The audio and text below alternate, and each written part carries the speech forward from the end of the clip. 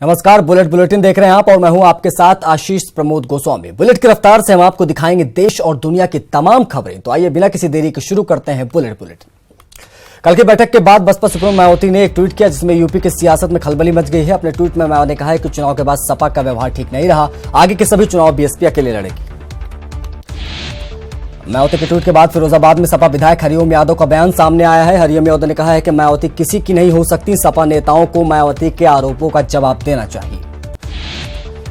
मायावती के बयान पर रामपुर के सांसद आजम खान की भी प्रतिक्रिया सामने आई है। आजम ने कहा है कि मायावती ने बेहद हल्की बात की है, गठबंधन दोनों पार्टियों की सहमति से हुआ था। मायावती के ट्वीट पर दिनेश शर्मा का भी बयान सामने आया है। दिनेश शर्मा ने कहा कि मिलकर हारने का खौफ पूरा हो चुका है, अब अलग अलग हारने का अरमान भी जल्द पूरा हो जाएगा। डिप्टी सीएम दिनेश शर्मा ने सीधे तौर पर कहा कि मिलकर लड़े या अलग अलग चुनाव, इन्हीं को हारना है। भ्रष्ट और नकारा अफसरों और कर्मचारियों के खिलाफ सीएम योगी आदित्यनाथ के सख्त रुख के बाद उत्तर प्रदेश में 50 साल पार कर चुके नाकारा पुलिस वालों को अनिवार्य सेवानिवृत्ति दी जाएगी। एडीजी स्थापना पीयूष आनंद ने पुलिस की सभी इकाइयों के प्रमुख, सभी आईजी रेंज और आईडी जोन को ऐसे नाकारे पुलिस वालों की सूची 30 जून तक भेजने के लिए कहा है जिनकी आयु 31 मार्च 2019 को 50 साल हो गई है और जिनका अच्छा रिकॉर्ड नहीं रहा है। आगरा में सीएम योगी के सख्त आदेशों की अफसर धज्जियां उड़ा रहे हैं। सुबह 9 बजे से 11 बजे तक पीड़ितों से मिलने का समय है, लेकिन आगरा के सीएमओ ऑफिस में ना तो सीएमओ साहब मौजूद है और ना ही कोई स्टाफ। सीएमओ दफ्तर का जायजा लिया हमारे संवाददाता ने तस्वीर सामने आई। शामली की पत्नी के मायके चले जाने से एक नाराज पति ने खुद को आग के हवाले कर दिया। पवन थाना क्षेत्र के गांव हरड़ फतेहपुर का रहने वाला पीड़ित विकास की शादी 2 साल पहले हुई थी। बताया जा रहा है कि वह की पत्नी अपने मायके जाने की जिद कर रही थी और पीड़ित पति उसके चले जाने का रजामंद नहीं था, जिसके बाद पत्नी को जाता देख नाराज पति ने खुद को आग के हवाले कर लिया। फिलहाल प्राथमिक उपचार के बाद पति को हायर सेंटर मेरठ के लिए रेफर कर दिया गया। आगरा में पैसों की तंगी से परेशान होकर बच्ची का इलाज न करा पाने के चलते परिजनों ने इच्छा मृत्यु की मांग की है। बच्ची प्लास्टिक एनीमिया नामक गंभीर बीमारी से जूझ रही है। इच्छा मृत्यु की मांग के बाद प्रशासन ने इस मामले का संज्ञान लिया है और डीएम आगरा ने एसएन मेडिकल कॉलेज में बच्ची के इलाज की व्यवस्था कराई है, साथ ही पूरी मदद देने का आश्वासन भी दिया है। देवरिया के बैतालपुर विकास खंड के मेदनापुर गांव के ग्रामीणों ने अपने ग्राम प्रधान पर भ्रष्टाचार के गंभीर आरोप लगाए हैं। ग्रामीणों का कहना है कि विकास के नाम पर हो रहे पैसों का बंदरबाट यहां पर हो रहा है। गांव वालों ने प्रधान के खिलाफ कई सरकारी कार्यालयों में लिखित शिकायत भी की, हालांकि ग्राम प्रधान आरोपों को निराधार बता रहा है। सड़क और जल व्यवस्था का जायजा लेने अयोध्या पहुंचे नगर विकास मंत्री सुरेश खन्ना विकास कार्यों से असंतुष्ट दिखे। सुरेश खन्ना ने निरीक्षण के दौरान अधिकारियों की फटकार लगाई, साथ ही 10 जुलाई तक समस्या का समाधान करने का आदेश दिया। सुरेश खन्ना ने कहा कि जो कार्य चल रहे हैं वो संतोषजनक नहीं है। बता दें कि अयोध्या के लोग जलभराव की समस्या से पिछले कई वर्षों से परेशान चल रहे हैं। सिद्धार्थनगर में पुजारी की पीटने का वीडियो सामने आया है। बताया जा रहा है कि जिस व्यक्ति की लोग पिटाई कर रहे हैं वो सिंहेश्वरी मंदिर का पुजारी है। प्रत्यक्षदर्शियों के माने तो कपिलवस्तु विधानसभा के विधायक के करीबी लोग मंदिर पर अपना अधिकार जमाना चाहते हैं, लिहाजा उन्हीं के इशारे पर कुछ दबंग जबरन पुजारी को इस तरह से मारते पीटते नजर आए। मामले में विधायक के भाई से जब इस मामले में सफाई मांगी गई तो वो कुछ भी बोलने से तैयार नहीं था। वहीं विहिप ने पुजारी की पिटाई के मामले में जांच की मांग की है। शामली के नूरानी कॉलोनी के निर्माणाधीन मकान के गड्ढे में गिरने से मासूम की दर्दनाक मौत हो गई। बताया जा रहा है कि यामीन नाम का युवक के मकान निर्माण कार्य चल रहा था और पास में ही शौचालय का गड्ढा भी खुदा हुआ था, जहां पर खेलते समय मासूम वैश गड्ढे में जा गिरा और पानी में डूबकर उसकी मौत हो गई। मृतक की उम्र 5 वर्ष बताई जा रही है। मासूम की मौत के बाद परिजनों को रो रो कर बुरा हाल है। जौनपुर के सरकारी आवास में हुई लैब टेक्नीशियन की हत्या से हड़कंप मच गया। लैब टेक्नीशियन अजय कुमार शाहगंज राजकीय पुरुष चिकित्सालय के सरकारी आवास में लोगों के साथ शराब पी रहे थे। इसी दौरान तीनों को लूटपाट की वारदात को अंजाम देने लगे, जिसका विरोध करने पर तीनों ने मिलकर लैब टेक्नीशियन को मौत के घाट उतार दिया। शाहजहांपुर में एक 2 साल की मासूम के अपहरण की खबर सामने आ रही है। मामला थाना चौक कोतवाली के मोहल्ला खलील सर्की का है। मासूम अपने नाना नानी के घर पर ही था। बताया जा रहा है कि बच्चा घर में सो रहा था और आधी रात में किडनैपर्स घर में घुसकर बच्चे को किडनैप कर ले गए, जिसके बाद से इलाके में हड़कंप मचा हुआ है। वह पुलिस मौके पर पहुंचकर मामले की जांच में जुट गई है।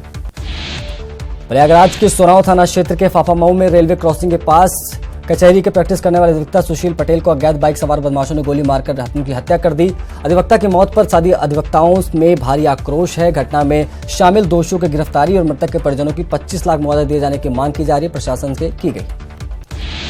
कानपुर में कार सवार रईसजादे ने बाइक को टक्कर मार दी, जिससे 2 युवक गंभीर रूप से घायल हो गए। स्थानीय लोगों ने घायलों को अस्पताल में भर्ती कराया है। आरोपी रईसजादे की कार से शराब की 3 बोतल बरामद हुई। हादसे के वक्त कार में 4 लोग शराब पार्टी कर रहे थे, लेकिन 3 लोग मौके पर से भाग निकले। आरोप है कि पुलिस ने बिना कार्रवाई रईसजादे को छोड़ दिया। फिलहाल पुलिस कुछ भी बोलने से बच रही है। सुल्तानपुर में बच्चे के विवाद में एक दुकानदार की कैंची से गोदकर बेरहमी से हत्या कर दी गई। दरअसल पूरा मामला कुड़वार इलाके के कस्बे बाजार का है, जहां सागिर के बच्चों को लड़ाई फरीद के बच्चों से हो गई थी, जिसके बाद दोनों परिवारों में खूब तू-तू मैं-मैं हुई। थोड़ी देर बाद मामला शांत भी हो गया, लेकिन रविवार शाम को सगीर नमाज पढ़कर दुकान पर पहुंचा था कि फरीद ने कैंची से ताबड़तोड़ हमला कर गंभीर रूप से उसे घायल कर दिया और अस्पताल ले जाते वक्त उसे मृत घोषित कर दिया गया। फिलहाल पुलिस ने आरोपी पुलिस को पकड़ लिया। मेरठ में पुलिस का ऑपरेशन ऑल आउट जारी है, जिसके तहत परतापुर क्षेत्र के रिठानी क्षेत्र में पुलिस और बदमाशों के बीच मुठभेड़ होगी, जिसमें 25,000 का इनामी बदमाश गिरफ्तार हो गया है। बदमाश परतापुर का रहने वाला है, जो कई मामलों में वंचित चल रहा था। मेरठ में देर रात एक रद्दी के गोदाम में भीषण आग लगने से हड़कंप मच गया। देखते ही देखते आग ने विकराल रूप धारण कर लिया। भीषण आग लगने से इलाके में अफरा तफरी मच गई, जिसके बाद पहले तो लोगों ने खुद आग बुझाने का प्रयास किया, लेकिन जब आग नहीं बुझी तो दमकल विभाग को सूचना दी गई। सूचना पर पहुंची दमकल की गाड़ियों ने घंटों की मशक्कत के बाद आग पर काबू पाया। रद्दी का गोदाम मेरठ के लिसाड़ी गेट क्षेत्र के स्टार हेरिटेज बैंकेट हॉल के पास है, जहां बैंकेट हॉल में एक शादी समारोह चल रही थी। शादी समारोह के दौरान आतिशबाजी से आग लगी, लेकिन गनीमत ये रही कि कोई भी इस घटना में हताहत नहीं हुआ।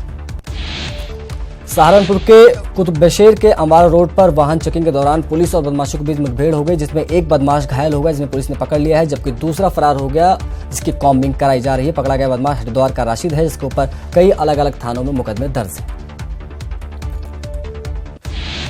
बिहार में चमकी नाम की बीमारी से बच्चों की मौत के बाद नेपाल सरकार ने भारत से आने वाली सब्जियों और फलों की जांच का फैसला लिया है। भारत नेपाल सीमा के सनौली बॉर्डर पर सैकड़ों ट्रक खड़े कर दिए गए हैं। जो ट्रक आने वाले पेस्टिसाइड्स क्लियरेंस वाले कागज दिखा रहे हैं, उन्हें नेपाल में प्रवेश करने दिया जा रहा है। जो कागज नहीं दिखा पा रहे, उन्हें प्रवेश की अनुमति नहीं दी जा रही है। नेपाल के इस कदम से फलों और सब्जियों के खराब होने की खतरा पैदा हो गया। आतंकी संगठन जेएम के प्रमुख मौलाना मसूद अजहर के घायल होने की खबर सामने आई है। भारतीय खुफिया एजेंसियों को मिली जानकारी और सूत्रों के मुताबिक ये खबर है। फिलहाल मसूद अजहर को पाकिस्तान के रावलपिंडी स्थित आर्मी हॉस्पिटल में भर्ती कराया गया है। गंभीर हालत में मसूद अजहर का इलाज चल रहा है। उत्तराखंड में 2 दिवसीय विधानसभा सत्र का आगाज हो गया है। आज पहले दिन दिवंगत नेता प्रकाश पंत को श्रद्धांजलि दी गई। सीएम त्रिवेंद्र सिंह रावत, नेता प्रतिपक्ष इंदिरा हृदयेश समेत सभी नेताओं ने प्रकाश पंत को याद किया। दिवंगत मंत्री को याद करते हुए कई बार सीएम भावुक हो गए। उन्होंने कहा कि सदन दिवंगत मंत्री को हमेशा याद करेगा। खानपुर विधायक कुंवर प्रणव चैंपियन पर कार्रवाई से झबरेड़ा विधायक देशराज कर्णवाल खुश हैं। कर्णवाल का कहना है कि भाजपा एक अनुशासित पार्टी है, जो अनुशासन तोड़ेगा उस पर कार्रवाई होगी। आपको बता दें कि कुंवर प्रणव सिंह चैंपियन का कर्णवाल से विवाद हुआ था, जिसके बाद दोनों में सुलह की खबरें भी सामने आई थी। नैनीताल पर मौसम मेहरबान हो गया है। आज सुबह से ही नैनीताल में झमाझम बारिश हो रही है, तो मौसम से आए इस बदलाव में नैनीताल में ठंडक लौट आई है। लगातार हो रही बारिश के चलते पर्यटक स्थलों पर चहल पहल में भी कमी देखने को मिली। मौसम में आए इस बदलाव से नैनीताल के तापमान में गिरावट दर्ज की गई है। पर्यटकों की पसंदीदा जगह बन चुके लैंसडाउन में इन दिनों पर्यटकों की भरमार है, लेकिन इलाके में पानी की किल्लत से स्थानीय लोगों के साथ पर्यटक भी परेशान हो रहे हैं। लोगों को अपनी प्यास बुझाने के लिए कई किलोमीटर दूर धोबीघाट इलाके में मौजूद प्राकृतिक स्रोतों तक जाना पड़ता है। गर्मी के कारण कई प्राकृतिक स्रोत सूख चुके हैं, जिसकी वजह से परेशानी और भयावह होती जा रही है।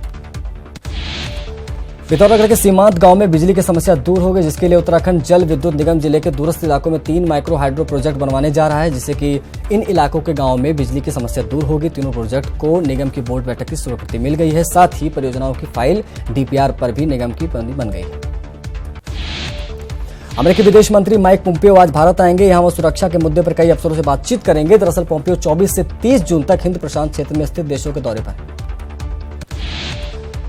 जम्मू कश्मीर के पूर्व मुख्यमंत्री फारूक अब्दुल्ला ने बिहार में इंसेफ्लाइटिस से बच्चों की मौत पर चिंता जताई है। फारूक ने इस पर सरकार को ध्यान देने की नसीहत दी है। जम्मू कश्मीर के पहलगाम में फारूक ने जम्मू श्रीनगर राष्ट्रीय राजमार्ग में जगह जगह पर रोके जाने पर भी आपत्ति जताई है और कहा है कि यात्रियों को परेशान करना बंद किया जाना चाहिए। विश्व कप में आज बांग्लादेश और अफगानिस्तान के बीच मुकाबला खेला जा रहा है। अफगानिस्तान की टीम पहली गेंदबाजी कर रही है और बांग्लादेश इस बार जो है पॉइंट्स टेबल पर अपनी स्थिति मजबूत करना चाहेगी।